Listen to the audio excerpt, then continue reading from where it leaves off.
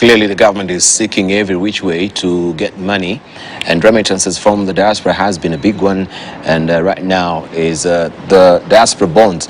Let's just chime in first of all on the house levy, because I think we have limited time, we can't really plumb deeper into it, and also now the diaspora bond. I think it's Billow. It's your turn. Let's just pick up with you. The housing bond, the housing housing levy and diaspora bond. No, I don't support these levies. When I remember the former president Kenyatta also tried to introduce it, and we did not support it, because look, you cannot burden Kenyans with all these levies. You are raising the NSSF, you are raising NHIF, you are raising house levy again. Look, there is a limit. You have got taxes, you have got so many other things on people's income.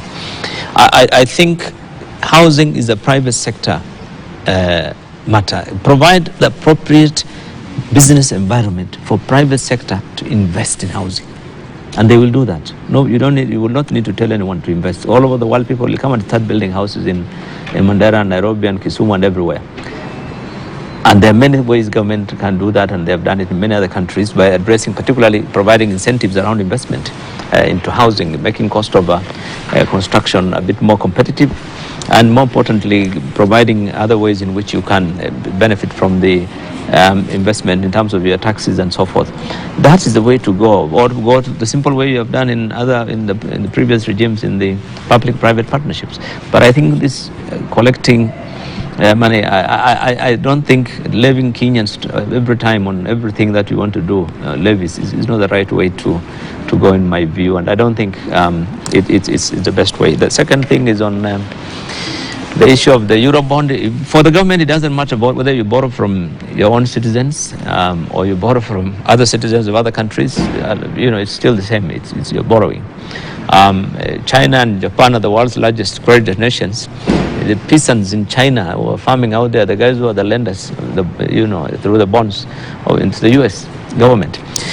So it doesn't really matter whom we get the money from, whether it is our Kenyans working in the U.S. or in Botswana. But at the end of the day, is that the government wants to borrow, and they're looking for every trick they can find to raise money. Maybe Eurobond is not available. The Kenyans, they'll give a better moratorium. No, I know. I mean, why would I lend to government at a lower rate when I can buy? No, I don't think so. In fact, our diaspora people expect better. They expect to get better terms from premium from us, from our government, because you want them to bring their money to Kenya, so you should be giving them more. So I think it's a good idea to try and work on the issue of diaspora trying to channel their resources into the country, not just through bonds, but I think through many other ways that we have discussed on this table many times. But the key thing is government, and there's a trust deficit in this country about giving government things, but borrowing is not a big deal. It's government guaranteed, government loans are sovereign loans, and I have no problem. They were approaching the issue of Sukuk bond. Sukuk bonds, when we're coming to Islamic, of course, banking as well, interest rate is more, there's no interest. But I know there are other mechanisms on how also they can actually gain. Is that an option that we can actually look forward to? We go for the Sukuk bond? I think they looked at it and they want to review that again. From what I hear, they want to get back again to the same, because they're looking at every possible way in which they can, Sukuk maybe they had forgotten about Sukuk bond. Yeah. They can't forget. Right now, they're looking everywhere. I'm surprised I've not really talked about Sukuk bond. Look, talking about listening, the housing levy is not the first time that we've been talking about the housing levy. And we suspect the reason also of the PS Hinga is still left there is because of his housing levy. The administration knew maybe we'll latch back into it. But there was protestations against it, even from the beginning. Right now we have the public servants who are really protesting. The teachers have said they will not really buy the housing levy, as it were. Is the government listening? Did the government listen then? Houses should be addressed through SACCOs and other things. I mean, really, it's not really the business of government. Are you talking to me now? Okay. I was looking. Anyone of you actually can speak, then I'll come in. The government doesn't want to speak now. I just want to put a small thing on the table. Yes. There is somebody investing in student housing, big in this town. Yeah. Kwetu. Yeah. And a student, how much is a student earning? And this person is able to make a whole business out of housing students. Somebody who actually, a lot of the the affordable housing are for people who are working and probably earning more. So why should you be levying when you can actually create the right environment for somebody to put affordable housing in this country? Correct. That is the question that I have. Point 2, there are already a lot of statutory levies that we're paying. NSSF is a big one. And if you remember NSSF in the old days, when people were extracting money from NSSF, it was through housing and trying to create housing. If you close those loopholes, and I believe they're now closed, they're not, what was it, the Drummond, whatever it is, those companies that were benefiting from NSSF and taking money out and then going under. Yeah, NSSF now Diamond Merchants or something. A big pot of money.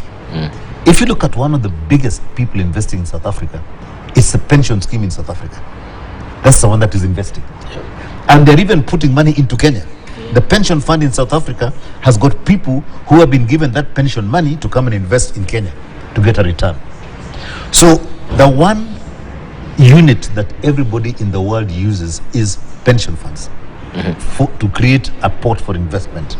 And we have you do not need all these other levies. And it's huge in this right? country, our pension fund. And if you look at NSSF and then you put all the private sector pension funds together, it's huge. That's a big amount of money. But you've got to have the right trusted framework to extract that money out and begin to use it into this economy. And I believe that that is what we should focus on, is to create that framework, a trusted framework that can extract that money out and begin to use it to develop this country. Whether it is housing, whether it is whatever it is, the money that is sitting in the pension funds, which we are pushing into a pot that is limited. When you look at the Retirement Benefits Act and all the various buckets that people can go into. You should mention the amount. Yeah. Our pension fund is almost about 15 billion now. Dollars. Yeah, it's huge. So when you look at how, where the restrictions are as to where they can put and all the rest of it, we need to be creative And in that area. And SACCOs also And trillions, SACCOs, we haven't put hundreds that. of trillions. All those things. Yeah. If you put all that money together, The money is there. there is a lot of money that can be used to invest and Then bring this unclaimed country. assets as well. Yeah, and not only in housing, but you're talking about the health services, water, and everything else. If the framework is right and there is trust in that framework, this country does not need to borrow from anybody. It needs to just tap into the money that is sitting in this country. We need to wind up. I can see the sun is upon us, so we are standing up here. Personally, I have no difficulty. I know there are issues around taxing today rather than tomorrow. Even if it's savings, forcing the savings now for consumers today, they would say, I would rather use the money now than be forced to save because I'll use it in old age. There are those questions. And if the economy is not well managed and the currency completely collapses like the Zimbabwean did, then those savings in the future will be worth quite little. But if it is well managed, that's what most countries are doing. Take countries like the US. The US, other than pension funds, which are very significant, and they are not only in government, they are also in the private sector, the 401k funds, they don't know, all manner of ways in which that money is saved. And people are living longer in Kenya than before. So we're going to get to a situation in which we need that money ever more than we did as a generation and the future generation. I think the challenge is that when people are pushed on the wall, anything you do, even if it's good for them, anything you do, you say, don't spend this for some today, you'll do so tomorrow. And the person is saying, but then I will not have dinner. If you're down, if you're pushed that much, then anything, even if it seems good in the aggregate, is painful individually. But it's not an unusual thing. And in fact, pension funds are used a lot in construction of infrastructure, housing included, and so on. So Thank you. I think that is something that we could do. Yeah, and the reason with our closing statements as well. So okay, the reason the levy is a poor idea, in the aggregate, is actually a very poor idea. First of all, as you yourself agree, a better policy is to support pension funds and other long-term assets. I mean, financial flows like that to support investment in housing which are long-term. So Kenyans are right to say, look, that's a bit too much and there are too many levies. What government ought to be doing is removing the roadblocks that make it harder for the provision of low-cost housing. On the Eurobondage question and whether, as Cook bond or a Diaspora bond and so on, look, you call it what you want. The basic issue is that government is living beyond its means. The budget deficit is big and keeps growing bigger. This government that came on board on the promise of doing something different is actually increasing the budget deficit. You will notice in the budget policy statement, their intention is to have a budget of 6.7 nearly trillion. Not 6, 3.6 trillion. Now, if you're having difficulties financing what you found on the table, which was around 3.2, Yeah, the new 3.6. no, it hasn't. How do you expect to finance the additional 500 billion? That is what the problem is. Also, the economy runs on confidence. You must find a way to rebuild the investor confidence, business confidence, consumer confidence. Thank you. And not by telling us you're postponing the problem by 2 years. right.